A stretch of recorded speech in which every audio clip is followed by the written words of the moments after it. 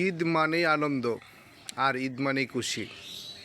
এই দিনটাকে আমরা মুসলিম জাতিরা অনেক আনন্দ এবং সুখময় একটি দিন মনে করি আর উদযাপিত করি অনেক আনন্দের সহিতই। আসলে প্রশ্ন এটাই যে সকলে কি এই দিনটাকে আনন্দ এবং খুশিতে উদযাপন করতে পারি, না কারো কারো ক্ষেত্রে কোনো পার্থক্য থাকে। তো অনেকের ক্ষেত্রে দেখা যায় অনেক বিষয়ে পার্থক্য হয়ে যায়।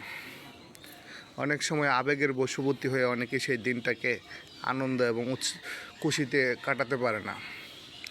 অনেকেই আছে দেখা যায় প্রকৃতপক্ষে আসলেই মনের মধ্যে অনেক দুঃখ কষ্ট চাপা থাকে, যার কারণে সেদিনটাকে তারাও আনন্দ এবং খুশিতে উদযাপিত করতে পারে না।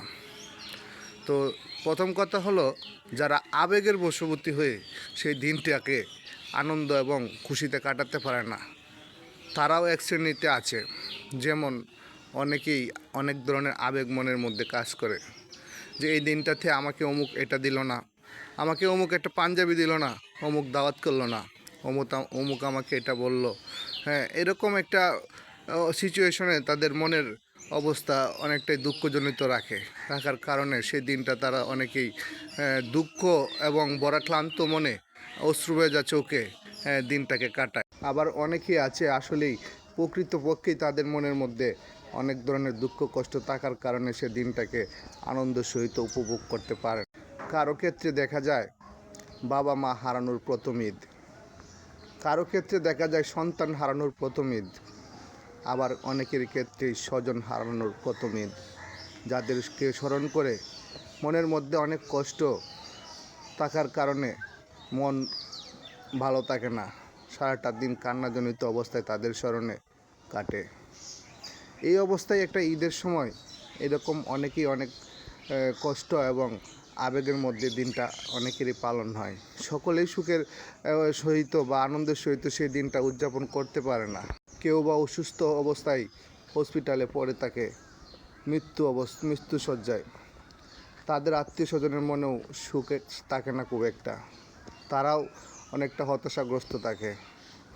অনেকে আছে অভাবগ্রস্ত, যারা সেই দিনটাকে ইচ্ছে করলেও আনন্দ সহিত পালন করতে পারে না, ইচ্ছে করলে ভালো একটি জামা পরিধান করতে পারে না, ইচ্ছে করলে ভালো খাবার খেতে পারে না, অর্থের অভাবে।